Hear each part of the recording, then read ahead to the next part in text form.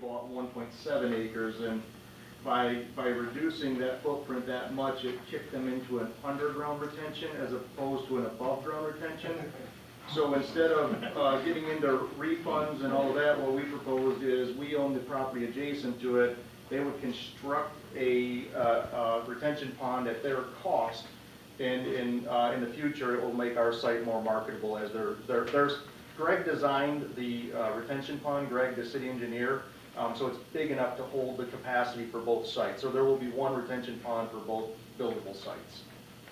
Okay. Councilman Johnson. I'm sorry, I didn't see it. What's how big is our site? George or Jerry, do you remember what the remaining site is? 1.7 acres? Actually, through Chair, 1.7 is what the new side is purchasing. That's this one. Our residual is just under 3 acres. Okay, ours is just over. Yes. The Moose is not selling this place, correct? That's correct. Okay, because I thought I heard they were. Mr. Chairman? Yes.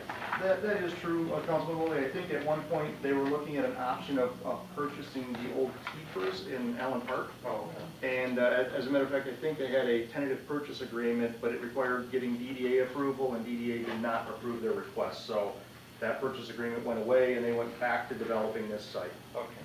Is there any additional questions on this item? Okay. Item 21 is a motion to receive and file a TIFA approval of MDOT to conduct an assessment of ROFR property bordering I-94 and Telegraph Road at an amount not to exceed $5,000. Mr. Sutherland. Yes, sir. We've engaged through the mayor's request about 2 years ago with interest of this property, and as the map shows, this is located right next door to Taylor Meadows. They needed to hold that for a certain period of time. That has just expired. We had Jerry actually do an assessment on the property. It came back at $81,000.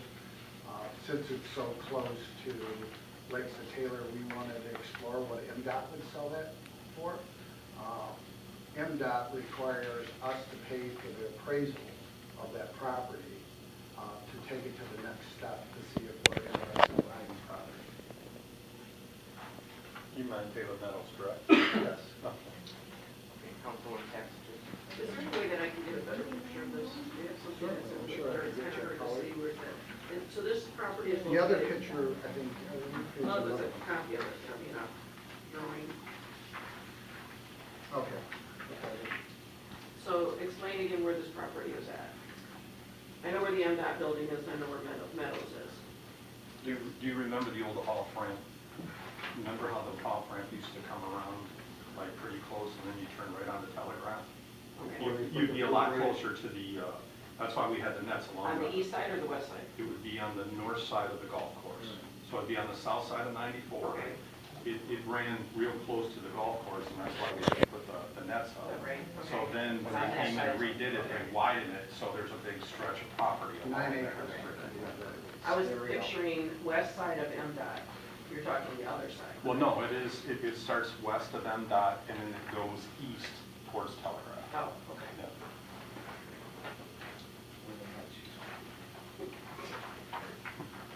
East towards Beach Daily. Yeah. Is there any other questions from council on this item? Mr. Chairman? Yes. Just a point of information. Initially, we were interested in possibly acquiring this property to protect the integrity of Taylor Meadows Golf Course. After Jerry did the assessment, we believe that if it comes in, if the appraisal comes in somewhere in this neighborhood, it would likely be a wise investment for us to try to secure it. If the appraisal comes in something lopsided, we may have to reconsider that. So at this point in time, all we're authorizing is the $5,000 for the appraisal, but we will likely be back before you guys at some point in the near future. Okay. Any additional questions from council on this item?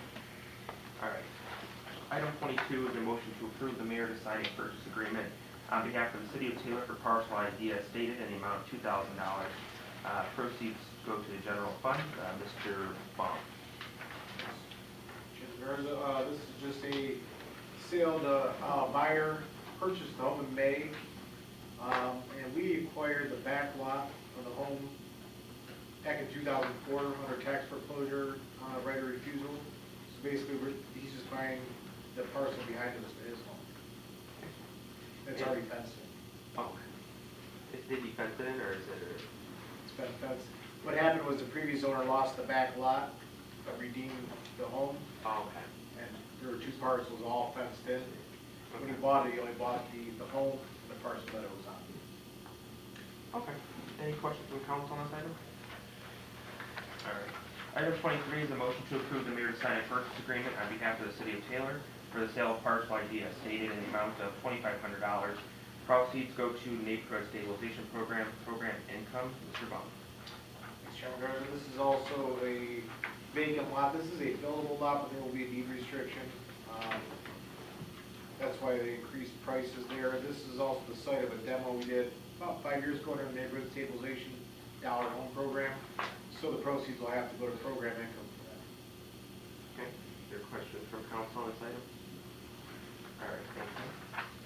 Item 24 is a motion to approve Google application and mail subscription from Onix Networking, sole source for an amount not to exceed $32,638, funded through general IT contractual services.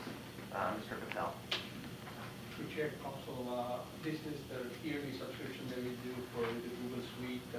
Two things on the subscription. We are going from 325 users to 350 users this time, and changing the Google Suite from Google Basic to Google Business, which is in turn gives us more security and management features, but the main one that we are switching it for, that it gives us unlimited storage. Any questions from council on this item? All right. Item 25 is a motion to approve Integration Partners low quote for network switches in an amount not to exceed $29,348. This is funded through the General Fund IT CPD CACC software equipment. Mr. Patel. Chair of the Council, these items is, we have about 4 switches are 96 volt each, and they are end of life on 2017, so it was on our radar to replace it because it affects City Hall and Police Department, which are most of the user building. So last year we had some money left over. Most of the time it's funding issue. Last year we had money left over, so we asked budget and finance to transfer over so we can reuse it. So we brought it over, and then police is doing another project for switching over IP from analog camera to IP camera, which you're going to get it probably next month under your item. So we're going to need more port count on the switches, so we added 4 one on that list. Okay. Is there any questions from council on this item? All right, thank you. Item 26, a motion to approve Blue Cross Blue Shield Med Advantage rates for a period of January 1, 2019 through December 31st, 2019, and Blue Cross Blue Shield 365 rates for the period of January 1st, 2019 through June 30th, 2019. Ms. Gorski. Yeah, these are the items that we, Sure. Absolutely. So this is 26 and 27? yes. All right. All right. I have a question. Yes. Since it's on the agenda like this, isn't that kind of deceiving? Wait. We talked about it in closed doors, but yet we're not letting people know what we're really voting Well, on. they're probably not going to be on the agenda. Yeah. They were put on as a placeholder, Councilman Johnson, and obviously the, I think after tonight's discussion, Yeah, we'll there'll be talk more about it. discussion Yeah. about if they will be postponed or removed or Sure. what the pleasure of the council is. All right, we'll go to item 28, the motion to receive and file the Taylor General Employees Retirement System actuarial evaluation for the period ending June 30th, 2018. Ms. Gorski. Thank you, Chairman. This is the performance report for the period ending June 30th of 2018.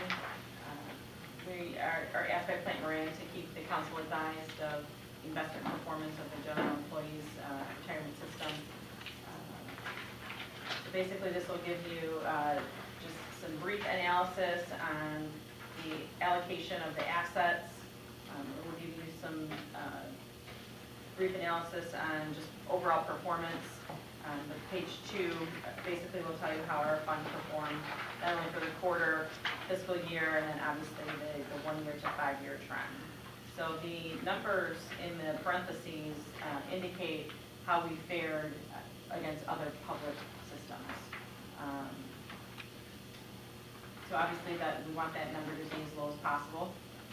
It's typically how they are ranking us. So for the year, we're still, we're like number 11 out of all of the public funded plans, for pension plans. So, and I believe, Jason, correct me if I'm wrong, there's about 500 of them.